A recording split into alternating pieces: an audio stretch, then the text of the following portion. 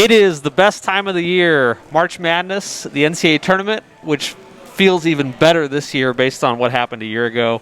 I am sitting with John Nyatawa. I am Dirk Chatelain. We are at Buffalo Wings and Rings for the World-Herald bracket breakdown. We are going to get into the entire field of 68. John Nyatawa is headed to Indy. That's right? Yes. Headed to Indy, tomorrow? I don't think that early. Do you have to go through like COVID protocols when you arrive? Nope. Okay. It's the good and the bad. Like, I don't have to get tested or anything like that, but I won't get access to the actual. You'll be covering the games from the 67th row. Right, of a football stadium. Yes. So it'll be great. I'll bring my binoculars. Don't worry. So John's covering Creighton throughout March Madness. I don't know what I'm doing, but I'll be chiming in with needless opinions. But we're here for the next 45 minutes or so to break down the NCAA tournament bracket. And Buffalo Wings and Rings is a great place to watch the NCAA tournament. They've got specials every day. It's bustling right now. They got 40 TVs in here. They got a private room that you can rent out. They got specials. Mondays, kids eat free, John, which is good for my crew. How many you got? 45, 50 kids? How many kids running around the Chatelain household? I think I only have 3. Okay. Last count. 3 is more than we can handle the way it is. But no, it's a great place to watch. Tuesday, Wednesday, Thursday, they've got specials down here. We'll get into those a little bit later. But we're really here to break down the bracket, John, and locally I think it starts with Creighton, who is a very, very intriguing team for all sorts of reasons. They have a ton of experience. They have something to prove based on what happened last year. They have some controversy and some turmoil that they're dealing with. And, by the way, they looked like one of the worst teams in the tournament the other night against Georgetown in the Big East Championship. One day or 2 days after looking like one of the best teams, that's right. With the way they played against Butler and then winning a grinder against UConn. So I think Creighton is one of the more, I think they could swing either way this week. I personally, I think they're going to make the Sweet 16. I mostly say that because I think it's just set up for them. But they gotta play a lot better than they did Saturday night. And what do you think about their draw and about their state of mind? Entering this opportunity that they've really been waiting for 365 days. Yeah, maybe even longer than that. Yeah.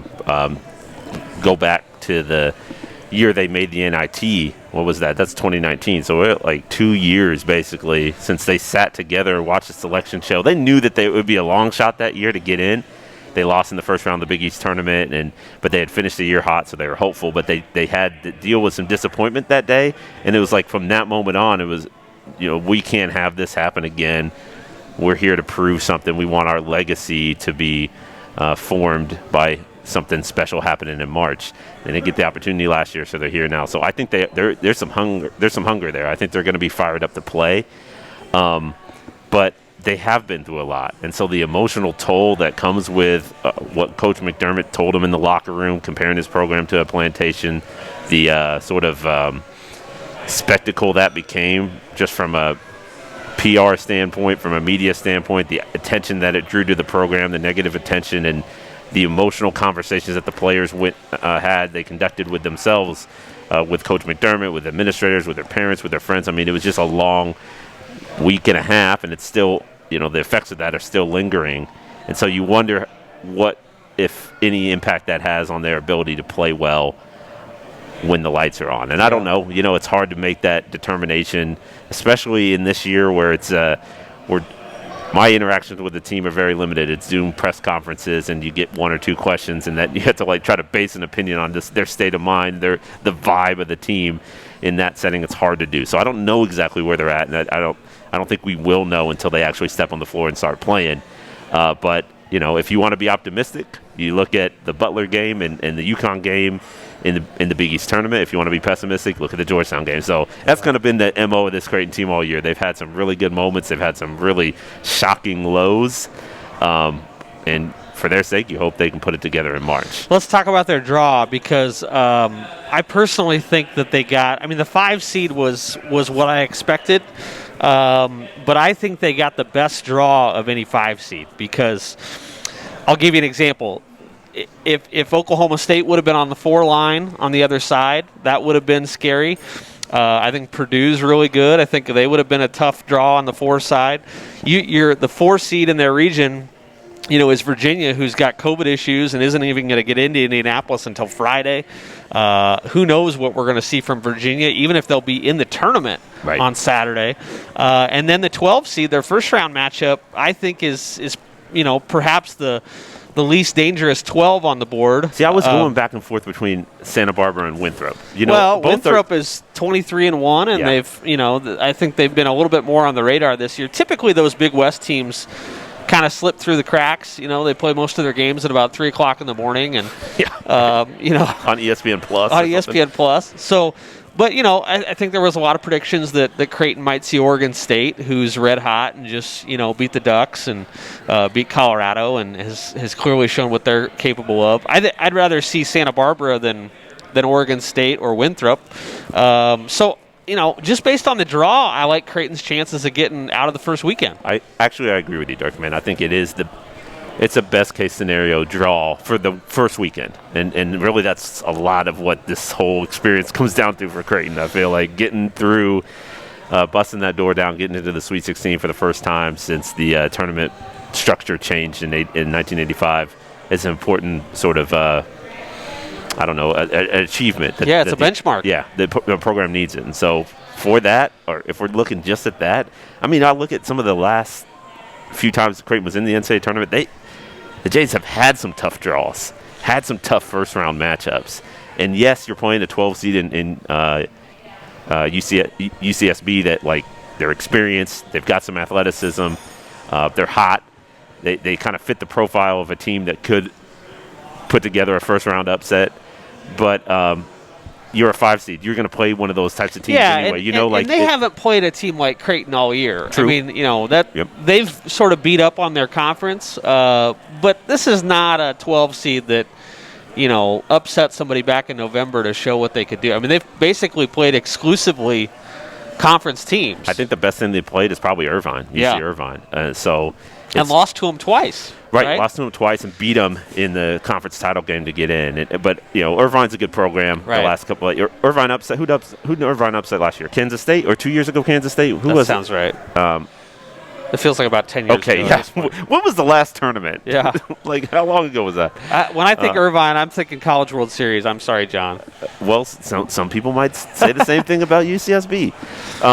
So they have a really good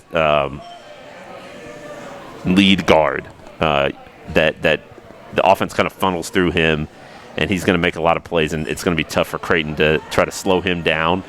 But I agree with you, man. I think you could have made it going. Speaking just specifically to the 5 seed, I think you could have made an argument going into the year or going into the selection show that Creighton could have been a 6 or even a 7. I could see that because, if you look at the way the field laid out, the Jays didn't beat anyone in the top 16. Right. They did no elite wins. They have a lot of bad losses on the resume. Been inconsistent. I think you could have really, if you really nailed down and focused your attention on some other aspects of Creighton's resume, you could have really dropped the Jays down a little bit. So I think they got rewarded for where they're at in terms of the metrics, what the predictive metrics think Creighton is and what it can be. That's one thing that the selection committee notes, that they kind of based where they fit teams in the bracket based on predictive metrics, maybe more so than the results, your resume. So that helped the Jays. But, to be in a 5 seed, to have like you mentioned, the 4 seed be Virginia that's going through some COVID issues. It could have been Purdue, who has size. It could have been Florida State, who has length and athleticism. It could have been Oklahoma State, who has Kate Cunningham. Yeah, exactly. And just beat Baylor.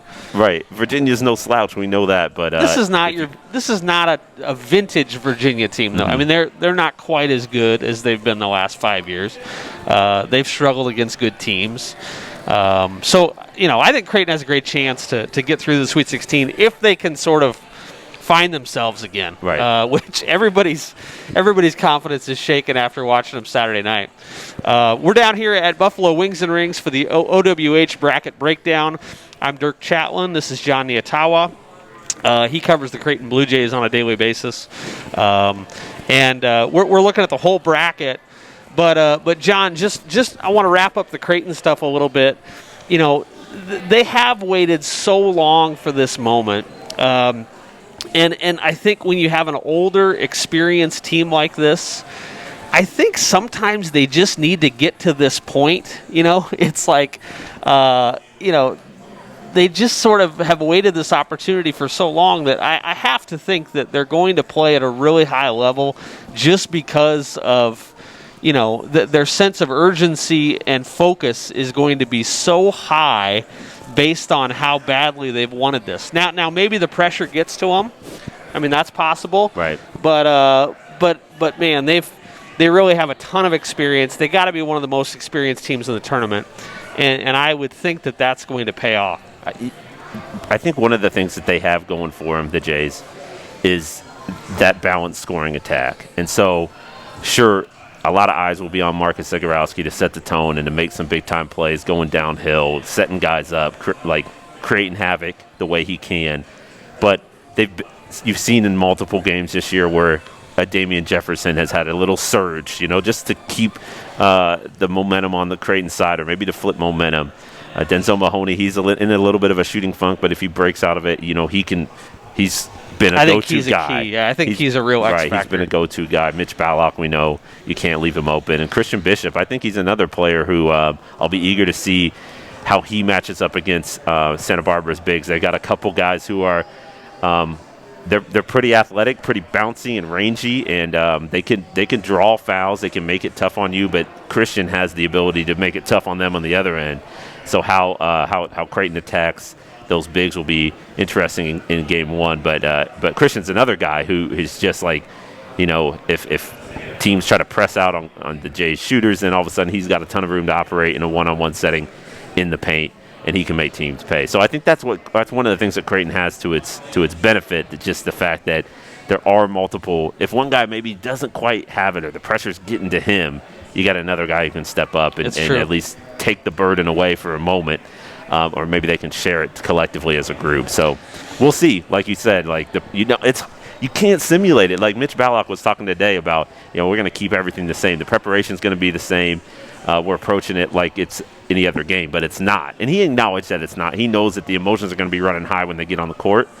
But how to predict the way a team deals with that, I don't know, man. I don't know how you predict that. So we'll see if they're ready. But if they are ready, I do think the carpet's laid out for them to get to the Sweet 16. Let's break down that region, because this was the first region that came on the TV on Sunday, and it was just fascinating because if you were to just lay out a bracket with as many local connections as possible, this would be pretty close what it looked like. It's Gonzaga's number one, obviously, and they're probably the number one. They're the favorite to win it all, undefeated. I think a tough matchup for Creighton. You worry about that game when you get to it, right? That's not a fun number one seed to have in your bracket, but the good news is, it's 2 rounds down the road. Yeah, if you're Creighton, you haven't even made it out of that second round. No, you'd be thrilled to see Gonzaga. Exactly. If you're talking about matching up against Gonzaga, great. Right. Let's have a party. But what an interesting region. Iowa 2, Kansas 3. You've got Oregon down there, Dana Altman. You've got Wichita and Drake, the old Mo Valley reunion. You've got Missouri and Oklahoma, the old Big 12 reunion. It's just a fascinating region. I think, based on all of our connections, local ties to it, not just because of Creighton, but there will certainly be a ton of interest in this bracket. And I think, if you're looking for a dark horse here, I think it's got to be the Oregon Ducks, doesn't it? Man, it's hard to discount Dana in a tournament setting. I would not be excited if I was Fran McCaffrey to see Dana Altman, waiting for me in round 2. They got clipped by Oregon State, obviously, in the big or the Pac-12 tournament, but it just seems like he finds a way to get the best out of his group. At least, especially lately with this Oregon team, they've made some really good runs. What year was it? Was it 2 2 or 3 years ago where they were the 12 seed. Yeah. They snuck in at the end, and then they were in the Sweet 16. They almost made the Final Four. Or almost made the Elite Eight. Yeah, I think they lost to Virginia that year. It was a close. Virginia ended up winning it all. 1-12 matchup. Yeah, I mean, he's a great coach. So that pick as a dark horse feels good to me, Dirk. What do you make of Kansas has got COVID issues. Virginia's got COVID issues. Jalen Wilson may not travel, or I think they said he's not going to travel. Yeah. At least with the team to get to Indianapolis, and he may not be eligible to play in the first game. He's their versatile four-man, kind of one of their centerpieces to their offense. So it makes me wonder, John, if they should have built in 4 or 5 more days, between the conference tournaments and the first rounds of the NCAA, because you're really cutting it close if you're Virginia or KU. There's just not a lot of time to get through these COVID protocols, and it's got to mess up their preparation, I would think. Yeah, I agree with you. It stinks. I wish that they could have found a way to bubble up these teams for a couple weeks just to get them insulated from the rest of the society, basically. But then again, I talked to one of Creighton's coaches, just sharing some texts with him, and they've been on the road, or they've been in hotels since March. Oh, I know. So whether they're in New York City in a hotel or in Omaha in a hotel or in Indianapolis, there's not much different. They've pulled themselves away from the campus setting because of how important this is, and Creighton's not alone. I think Marquette has spent all year in a hotel. Well, they're done now, but I was making the argument right along with you 2 months ago that it didn't make sense to bump the conference tournament right up next the end of the conference tournaments right up next to the start of the NCAA tournaments. You're just asking for disaster. You're increasing risk, potential contracting the disease, but it appears that whether you're playing in a conference tournament or you're sitting at home on campus or in your hotel room, there's risk everywhere. Yeah. And so I don't know if there was a good solution other than, just try to, if they could have created a true bubble, that might have been the best option. Hard to do with amateur athletes. Exactly. But, so I don't know, man. We haven't talked about Wichita Drake yet, but that to me is Thursday is great. Oh, the first 4 games. So that, you mentioned local ties, so that game obviously comes up because and then the Hawkeyes too. This is Iowa's moment. This is what Iowa's been waiting for 30 years essentially. Yeah. They haven't had a truly deep run for a very long time, and this. We're talking about Creighton's experience. Iowa has just as much experience, and they have the National Player of the Year in Luka Garza. The one thing I like about Iowa too is had a mid-year gut check defensively. They started to figure – they realized, we can't go where we want to go playing this kind of defense. Right. And they've made some clear improvements over the course of the season there. So, and John, it's if that interesting can carry over into the tournament. Yeah, Gonzaga has beaten the 2-seed Iowa. They beat the 3-seed KU. They beat the 4-seed Virginia. They beat most of those teams badly. Yep. And everybody sort of looks at that as a good thing for Gonzaga. And I think the flip side of that is if you're Iowa or, even Virginia, you've already seen this team. You know what you're getting a little bit. You can make adjustments based on the fact that you played poorly the first time. I'm not sure that that's an advantage. Stylistically, I agree that Gonzaga matches up really well with those teams.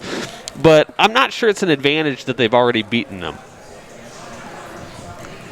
It is, and I think from a mentality, psyche standpoint, it is not an advantage. Right. I think you not always, but in many situations, if you've already lost to a team, I think you have just the initial advantage. Virginia gave up 98 points to them. You know what didn't work. Yeah. So you're all right, let's go back to the drawing board, let's fix it. And your guys are motivated to say, they're not that much better than us, or the gap that they beat us by, it's not, we can come back at them. And so, but they beat them. Right. So it shows that they were better at the time, and they're probably better now. But it's a really offense-heavy region, I think, with the exception of maybe Virginia. And KU's not a world beater offensively either. They got to grind some games out. That's true. But Creighton and Gonzaga and Iowa. Some of those teams can really fill it up. So we haven't talked about USC, and I always felt like USC going into the year was an underrated group, an underrated team. Wow, you got food? Dang, so I didn't he's got expect some this. wings dropped off. That's lovely. We're down here at Buffalo Wings and Rings for the OWH bracket breakdown. He's John Nyatawa. I'm Dirk Chatelain. Buffalo Wings and Rings is an awesome place to catch March Madness. There are 40 TVs in this place. 40. They've got daily specials. Tuesday is traditional wing special.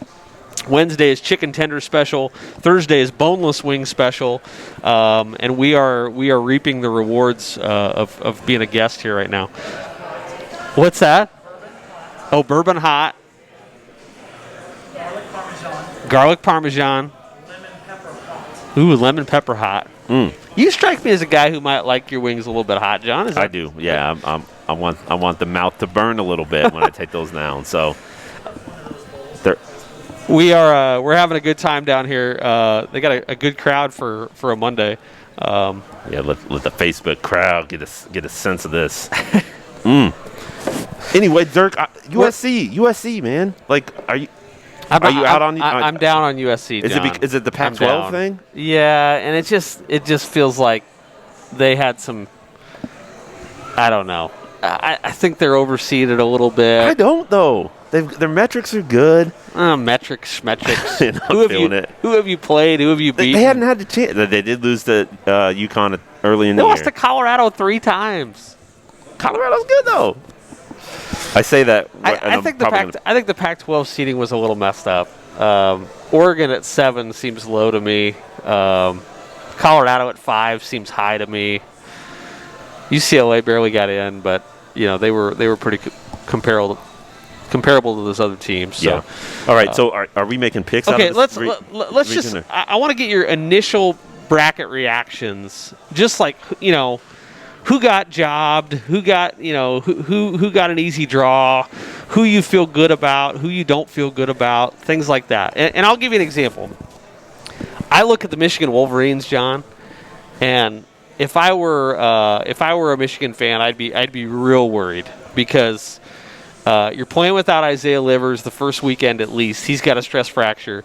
You got to play either LSU or St. Bonaventure, who I think are good 8 and 9 teams. And then you might run into Florida State in the Sweet 16, which a team that has made some deep runs. Yeah, historically, like a pretty good bet to get a couple wins in the NCAA tournament. Alabama is the 2, Texas is the 3, UConn's the 7. I just feel like that's a pretty good region, and Michigan seems like they're stumbling a little bit coming in. Yeah. I think if there's a number 1 seed in this tournament that could go out the first weekend, I think it's Michigan. Interesting, because I thought similarly of Baylor, that the Bears might be a little bit in trouble. Just the way that they've come back from that COVID pause. Like they were rolling, man. And sometimes your basketball is about rhythm and confidence and your flow, and they got disrupted by the virus, which has happened to a lot of teams. And I just feel like they haven't found it yet. And that's concerning to me because they're here. They're now the season's on the line, and they haven't found that groove. And so they've played a tough schedule with the Big 12. It doesn't really afford you an opportunity to work some kinks out. Like you're back in action, and then suddenly you got it. Well, I think they might have started with Iowa State, the first game back, and that was a little bit scary for Baylor. But then they went to Kansas and lost. I worry a little bit about Baylor, and it's nothing about Baylor's talent or potential. It's just especially if they have to face like Carolina in the second round. Exactly. With the size that Carolina has, can really put a lot of pressure on Baylor, which doesn't have a ton of height. They've got good athletes, and they can shoot the heck out of the ball when those guys get going. But I don't know. I agree with you on Michigan, but I also think I'm worried about Baylor. Here's the thing, though, John. We are so susceptible to our last impression, informing our next prediction with the NCAA tournament. I mean, you watch Illinois play, and you think, oh, man, that's the team that beat Ohio State, that beat Iowa, that finished really strong. You don't think, oh, that's the team that Nebraska almost beat in Lincoln, right? I mean, so I think, similarly, I would look at a team like Alabama won their conference tournament. But I would look at a team like Georgetown, for instance. It's like, okay, last time we saw Georgetown, they were beating Creighton they were on a 45-8 run against Creighton. you don't necessarily think of Georgetown as the team that that was a bottom dweller in the Big East, and I think sometimes it's hard to carry that over from conference tournament to NCAA tournament. So, can I make a quick argument? I look at some of those teams. Yeah, go ahead. Well, I was just going to say with Georgetown, with Baylor. Now Baylor picked up some good wins since COVID, so it's hard. Maybe I'm a prisoner of the moment, like you're saying with Baylor. But Georgetown's been playing well pre-conference tournament. Georgetown has been playing well for a month. It's kind of like those are the types of trends that I try to look at. So with Baylor, I might be look at them longer than the 3-day tournament. Right, I might be reading a little bit too much into it. They go to overtime with West Virginia and found a way to win it. Yep. The K-State game they played at the end of the year was a little bit closer than expected. I don't know. They found a way to win, and they lose to a hot Oklahoma State team. And Baylor and Michigan, I agree, strike you as a team that just might have peaked a little too soon. Right? Yeah, that's kind of But the concern I would have with Illinois is just have they? I realize they're playing great, but sometimes, you just. Our last impression, it doesn't always carry over. And I really like Illinois, but I've also seen them. I was there the night they almost lost to Nebraska, and it's like, if you can almost lose to Nebraska, John, you can certainly certainly lose to Loyola Chicago. I was going to say you might only beat Drexel by 15. Yeah, but you got Loyola Chicago or Georgia Tech staring at you in the second round, and potentially Oklahoma State in the Sweet 16, which probably deserved a better seed than they got. So.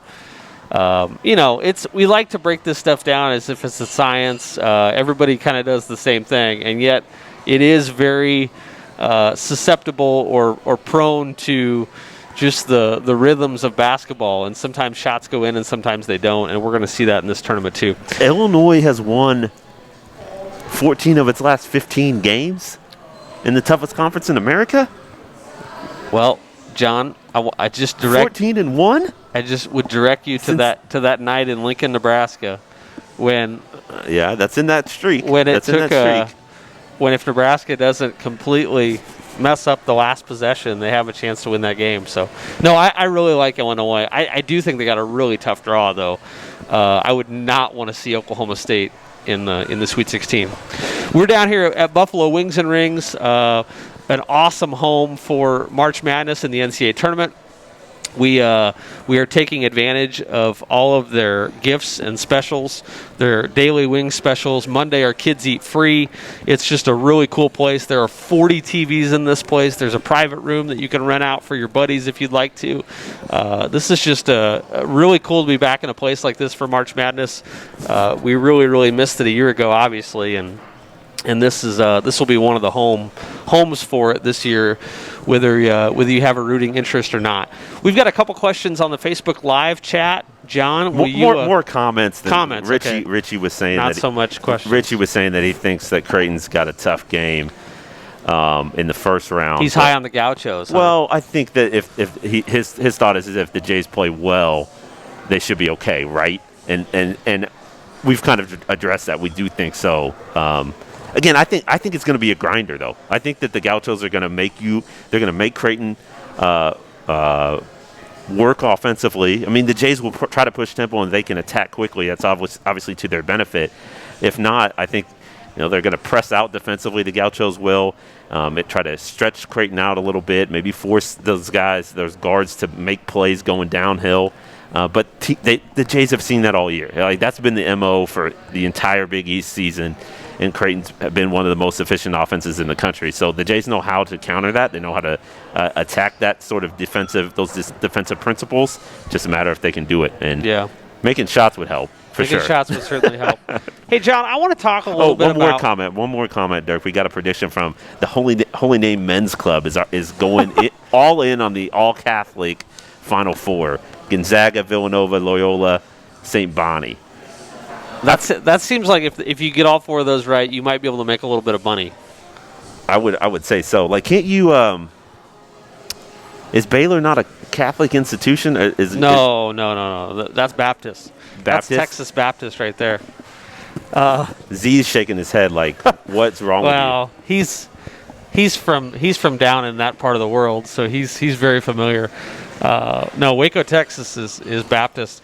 John, I think the most interesting part of the tournament, aside from Creighton to me, is a league that you know very well, being an Indiana native, and that is the Big Ten. I mean, this is the moment for the Big Ten Conference.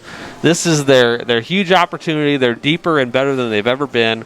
2 number 1 seeds, 2 number 2 seeds, a dark horse at the 4 line in Purdue.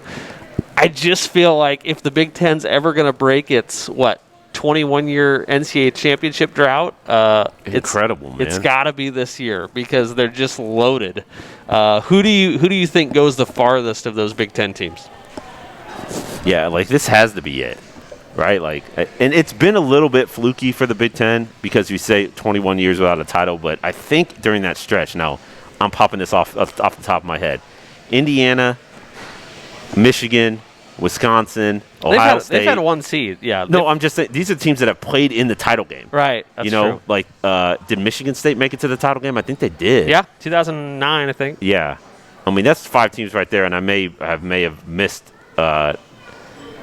like they've had some really good runs and some good teams that just haven't been able to get over the final hump. So I do, like, I get that that's a valid criticism, but it's also, you got to take it with a little bit of grain of salt here because the Big Ten has had some good performances in March. So I think your money's on Illinois, right?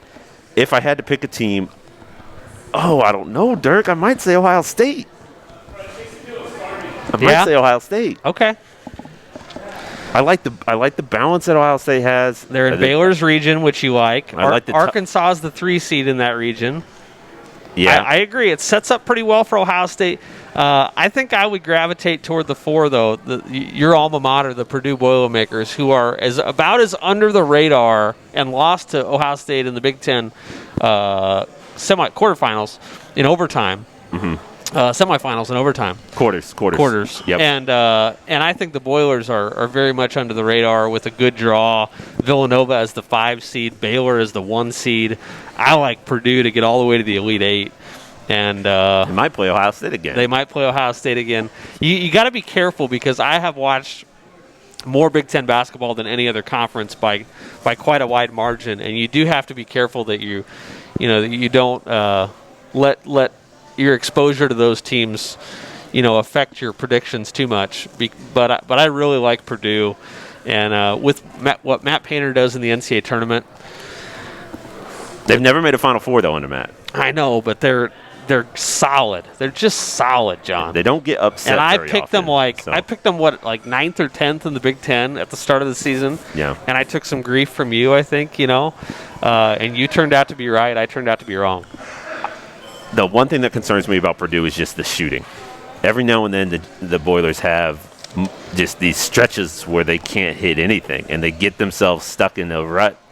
They're in a deep hole. They almost crawled out of it against Ohio State, but the start of that game was completely one-sided. And if that happens in the NCAA tournament, it's hard to flip the momentum sometimes in games like that. So I like their athletic wings. Travion Williams, if you haven't seen that dude play, he is a treasure, man. The old school big man back to the basket moves he has.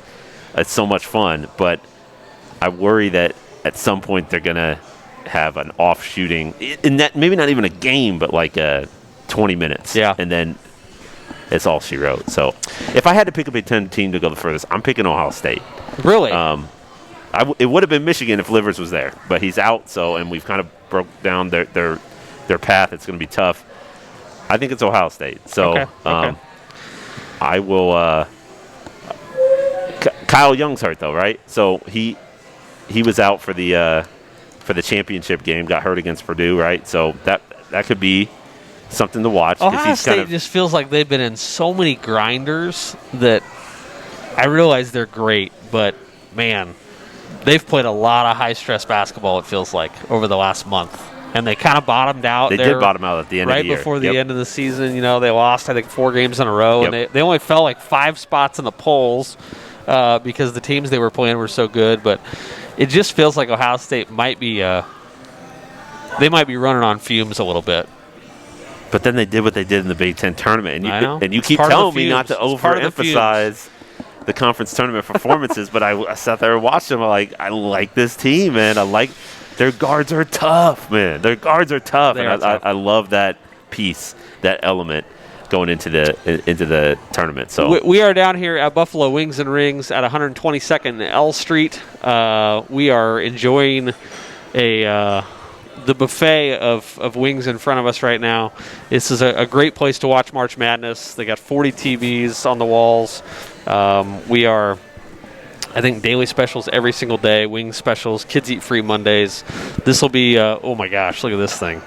Signature dish, Is this nachos. Buffalo nachos in front of us now? John, I'm trying to lose, a little bit of the COVID-19 weight that I put on, and this is not helping right now. So I'm in trouble, man. I've set myself back so far in terms of that piece of it. There's the freshman 15, and then there's the COVID-19, and I think the COVID-19 has got the COVID-19. I'm about a COVID 25 right now is where I'm at, and I started getting into tennis to get some to lose some pounds here for the Facebook crew. Watching tennis, you mean? No, you're actually watching playing. watching tennis on TV? Yeah, watching other people play, and then I hurt my calf. So Facebook showing off these Buffalo nachos for Facebook right now. Nice. Yeah, so this isn't going to help, but that's okay. Hey, let's get some picks from you. Let's get you on the record. I'm not going to make you, go too far into what you expect from Creighton, but I do want to know what your Final Four picks are, because I've been looking at this bracket now for 18 hours. Are you going to let me pick upsets first, or? Well, I was going to get to that after the Final Four picks. All right, you want me to go? Let's do it your way, because that'll be more fun. We'll sort of, we're not going to go round by round, but I do. What's your big first round upset on the board? My big first round upset on the board. By the way, it's usually a team that never gets talked about as an upset victim. So, right, be conscious of that. See, if I'm telling you right now, Dirk, if I wasn't a Purdue guy, you'd say Purdue? I'd say North Texas over Purdue. Oh, come on. I'd say it, man. North Texas is hot. Purdue, like I said, is susceptible at times to. Nobody's watched North Texas play all year. That would be my pick, but I can't pick that. So strike that from the record. I can't. You know what I'm picking? Here's what I'm picking: Morehead State over West Virginia. Dang. West Virginia is a weak number 3 seed. It's not getting a whole lot of attention. I like the Mountaineers to go down early. Well, I think West Virginia actually, it's so funny because I liked West Virginia to make a deeper run because of their guard play, their ability to make shots. But I could see it. That's your bold prediction then. That's my bold prediction. West Virginia goes down in the first round. Wow. What's yours? You got to pick one. There's going to be one. There's going to be a huge one. Can I? If you pick Iowa against Grand Canyon, we're ending the show. We're gonna cause some enemies on the other side of the river. I wouldn't do that. I wouldn't do that to the Hawkeyes. I think they can get a quality couple wins in this year. I mean, another team who I wanted, Colgate has been like the hilarious joke of the entire season. Very trendy. Ranked so high in the Which net. shows you how much the selection committee respects the NET rankings that they helped create, right? Right. The Colgate's a top 10 team according to the NCAA's rankings, and Colgate is a 14 seed. They ranked higher in the NET than they are in the seeding in their own bracket. Yeah, but I watched Colgate play on Sunday because their final was on CBS Sports Network, and I was like, this is not a team that I can get behind. Really? I can't do it. And I think Arkansas is a vulnerable 3. You said that you thought West Virginia was the most vulnerable. I think Arkansas is because Arkansas is hot, but it's built its resume on an SEC that I think is down and probably overrated by a lot of the metrics. It just feels like the trendy ones never, And you think never it's too come trendy? true. Yeah, I think it's too trendy. Is Utah State over Texas Tech a big enough upset for you? Well, I think Texas Tech might go a long way. I mean, that's a program that has been there before, and Utah State is they're a grinding team, but I think Texas Tech might go all the way to the Sweet 16 there. I like Georgetown. Really? I do like Georgetown. See, what people are going to say is that Georgetown got hot for a week, and that now that it's celebrated and I think enjoyed that's what its moment. I think that's what I said. I know, and other people are going to say the same thing too. I'm pointing this out that because Georgetown enjoyed its moment and had a bunch of fun and did something spectacular, that's this season is over for Georgetown, and mentally those guys aren't going to be able to get off that emotional high. But I think Patrick Ewing is I've watched Georgetown a lot over the last 2 years, and they've been the underdog that whole time, obviously. The way that and they've had some roster turnover, they've had some issues, but the way that he's drawn out sort of their competitive fire has been really impressive. So I think he's a master motivator, man, and he's got a veteran group. That team is super experienced. It's kind of shaped together by transfers and some guys who had been within the program for a while and are starting to develop, but I like Georgetown. And Colorado's limping a little bit. Very easy to say after they beat Creighton by 60 points, John. We'll see if it carries over. I think the high of winning the Big East championship in Madison Square Garden, Patrick Ewing's home away from home, I think that might be hard to come back from. We shall see. I'm not gonna give you Final Four picks. I'm gonna give you Elite Eight picks. Okay. Okay. So let's start with the West. We're not gonna go round by round, but I want Elite Eight, and then your pick out of the region. Okay. I'm going Gonzaga and Oregon in the Elite Eight. I like that. I've got Gonzaga for sure. Okay. We talked about who's got the easiest road, and we've kind of gone through this division and talked about it a bit. But if you look at all the one seeds, like Gonzaga has the easiest road to the Final Four. Do you feel that way or no? I mean, we kind of went about it. I partly feel that way just because I think Gonzaga is so good. I mean, I don't know if their road is much easier than Baylor's. Baylor, 2-seed Ohio State, 3-seed Arkansas, Purdue, Villanova. I mean, is that much harder than what Gonzaga has? Yeah. I don't know. I guess it's interesting because we talk about it as I just think it's influenced by how good Gonzaga is. Yeah. And then the other piece that I was thinking about was Iowa, you can make the argument Iowa's the worst 2 and Kansas is the worst 3 and Virginia's the worst 4. But Gonzaga doesn't have to play all those teams, and it's very possible that it may not play any of those teams. Right. And you don't know what's going to happen with the other regions too. So I don't know. But okay, I'm going Gonzaga, Oregon. What are you doing? I'm going to go Gonzaga and USC. Oh wow. Okay. So I'm buying in Evan Mobley, man. All right, I'll take the Zags to come out of that region. No big shocker there. Okay, let's go across to the South. And you're not high on Baylor. I'm not high on Baylor. I'm going to go crazy here, John. I'm going to go Purdue and Texas Tech in the Elite Eight. And I'm going Purdue in the Final Four. I'm going to say North Carolina, Ohio State. Whew.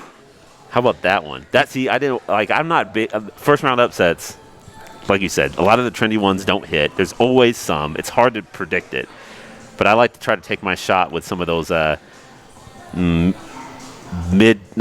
second round upsets, I guess you would say. Yeah, sometimes the blue bloods like Carolina, they're a little bit more at ease as an underdog, than they are as a 1 or a 2 seed. So and they have the athletes. Yep. Sure they may not put it together all year, but it's still Carolina. They still got a ton of talent, and if they can find the right piece, kind of like Kentucky did that one year, taking down Wichita State in the second round. When you saw those teams match up, you're like, wow, that Kentucky team is maybe the best 8 seed of all time. Now, North Carolina's not on that level. North Carolina made a Final Four as an 8 seed also. Right. So. But I think North Carolina's going to give Baylor some trouble, assuming it can beat Wisconsin. So we agree that bracket is going to blow up. I got Ohio State coming out of it, okay. But you've got some crazy stuff going on up top. Yeah, there's going to be some. Okay. Winthrop's going to take down Nova. I think everybody's all in on that, and I'm hesitating. I'm not sure, but I kind of want to pick Colgate over Arkansas. But again, I saw Colgate play, and I was not impressed. So okay, let's go to the East. I think we're both worried about Michigan. I'm gonna pick Florida State in the Elite Eight, and I'm gonna go Florida State against Texas. So 4 seed, 3 seed in the East in the Elite Eight. Mm-hmm. And I'm going to pick Texas coming out. Okay, so I'm having a hard time at the bottom of the bracket with UConn and Alabama. Like you mentioned, No, this is your Big East homer hat coming on. Sure. There are teams that it's just you can't explain why suddenly they just sort of hit the wall, or just not they aren't able to carry over their end of season success into the NCAA tournament. So if we have that conversation about whether or not Illinois can do it, can Alabama do it? Like, is Alabama ripe for a letdown moment? Right. Because they've been playing so well, and they just had that emotional win over LSU, found a way to get it done in the title game. And they're not a program that's been there a lot, Yeah. and I think that matters too. You know, it's like sometimes it's that wall comes a little bit quicker when you're a program that hasn't been there before. Right. So I'm nervous about Alabama. I don't trust UConn because of it has to win grinders. Yeah. And so, like, to make a deep run as a team that's just gonna try to ugly it up and play games in the 50s, like, it's hard to do that in March. Like, you might be able to win one or two, like you might be able to get the second weekend, but you can't extend that. So I don't know. I'm nervous about this region, Dirk, because I don't trust anyone. Yeah, no, it's true. Like, I would be all aboard Michigan if I felt good about if livers were healthy, but so I don't know. It's like one of those things You where can't pass, John. No, I'm not going to This pass. is not a game show where you can pass. But I'm nervous I'm so nervous about having Michigan and Alabama as the 1 and 2. But I'm so nervous that I don't know who else to pick. Right. Because I know like in my mind I'm thinking, it's going to be somebody else. Well, so I'm going to Greensboro and Abilene Christian are sitting out there, John. No, I'm just going to pick Michigan and Alabama. Okay. And I'm going to do it. Chalk. I'm going to do it with a lot of skepticism, but I don't know who else is going to if anyone's capable of overcoming those guys. Midwest, I think probably the most intriguing Sweet 16 matchup in the whole tournament is Illinois-Oklahoma State. I expect to see that game. And then out of the bottom to me is a mess, just a mess. I think Houston is, good, but hasn't played great competition. Clemson and Rutgers are, nobody's going to remember that game. I've already got West Virginia losing. So I'm going to go with Houston, and I'm going to go, this is going to be my 1-2 region, Illinois against Houston in the regional final, and I'm going to take Illinois there. I think a fun matchup if it sets up this way. San Diego State and Houston in Sweet 16 could be not as good as the Cade Cunningham, Io DeSumo matchup in at the top half of that bracket, like you mentioned, Illinois, Oklahoma State. Hope we get it. I hope we get it. Oklahoma State is one of those teams, though, that makes me nervous because of, again, the way it finished the season and then suddenly going to the NCAA tournament. A lot of chatter going to be focused in on the Cowboys. That's right. And that could be, maybe that's the team that, you're looking for a first-round upset. Maybe upset. they flop. Liberty. But Liberty's done it before. Yep. It's taken down some teams. But, no, I'm going to ride with Illinois, because of the way that it finished out the year. And the one thing that I do like about the Illini within this stretch of play where they've won a lot of games is they haven't just been killing teams. They've really been stressed at times and had to find a way to win, and they've done it in different ways with different guys stepping up. So I like that piece, and DeSumo was out for a bit, and they still overcame that. So they've met some adversity. They seem to be pretty well-rounded, they can defend. Yep, they can do a lot of things. Okay, so my final four. Illinois, Houston. Okay. I've got Gonzaga. I've got Texas. Gonzaga versus Texas. And Purdue against Illinois. So that's my Big Ten Final Four matchup. And I will take Gonzaga against Illinois. And I am going to pick Gonzaga to win the national championship. I realize I'm not going to be unique there, but I just think the Zags are too skilled and too motivated after all these years. So I'll take Gonzaga over Illinois in the national championship game. So I have Gonzaga and 1 seed Michigan. And I think Gonzaga will win that game. And then I have Illinois on the other side playing Ohio State in the Final Four. Yep. So I think I have a Gonzaga-Illinois final. Same here. Illinois. All right, he's going Big Ten. Big Ten breaks the drought. Well, it's going to be an awesome tournament. I think no matter how it plays out, just the fact that we're doing this, the fact that we're sitting in a restaurant, John. Pretty awesome. We do have masks on. We're adhering to the safety first. Right, safety first. But just the fact that we get a chance to do this after last year is a huge thrill. I've got a 10-year-old son. I remember coming home last year and telling him that Thursday of conference tournament week that the NCAA tournament was canceled, and he wept, man. He wept, and my heart was weeping too, even if I restrained myself.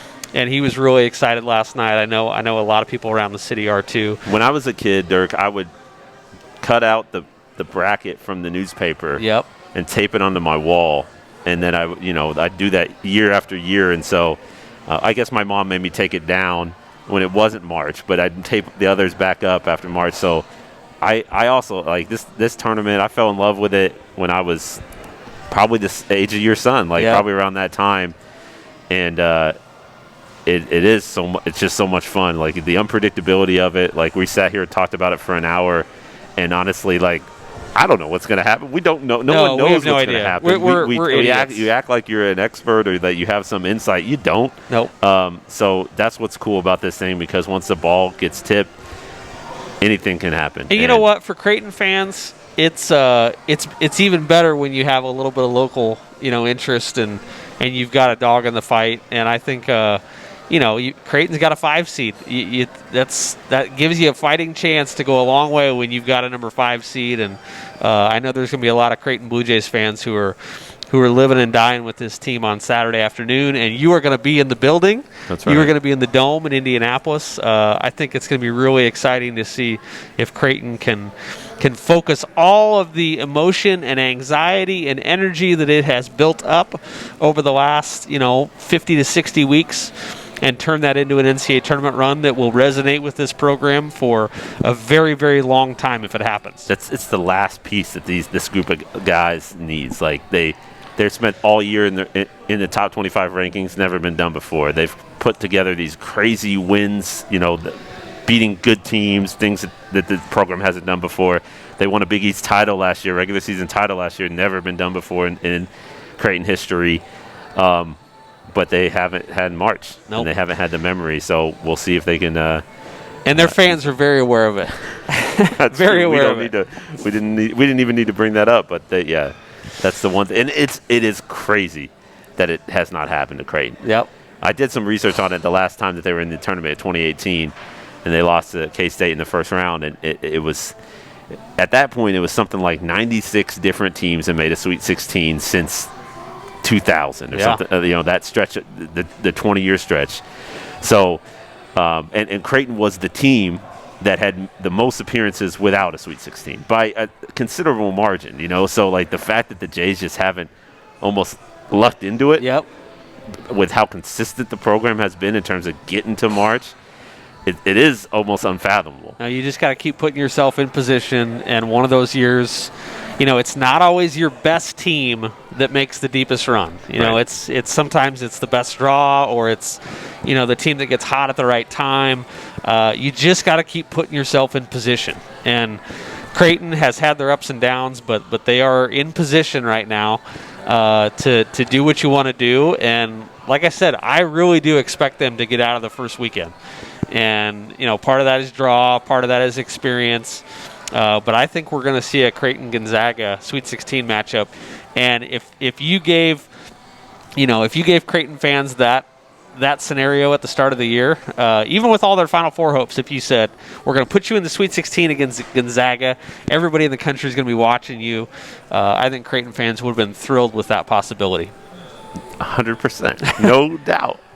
And you'd be lying if you're saying that you wouldn't be thrilled with that possibility. That's right. Great fans, so embrace it. We'll see what they can do if they can take advantage. Like I said, I think it's a good draw. So it's it is actually interesting when you sort of look at a path to a Sweet 16. Like, you do have to beat 2 good teams. There's no easy sort of waltz into the.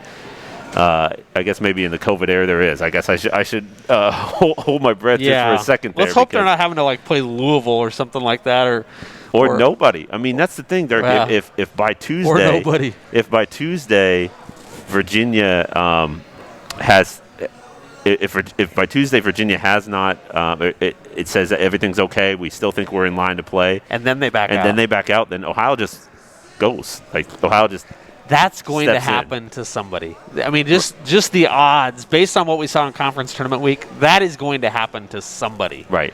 If it happens to a top 2 or 3 seed, oh my gosh. So the hope is, Can you imagine? The hope is that the NCAA, the way that they've set things up, teams are on their own floor of a hotel. You know, they're spacing out during meals and their team meetings. I know, but your exposure doesn't always show up. You know, right. Well, they have these little electronic sort of monitors on, so they can tell. Okay, hey, this is when you're within 6 feet, and you don't want to be within 6 feet for 15 minutes.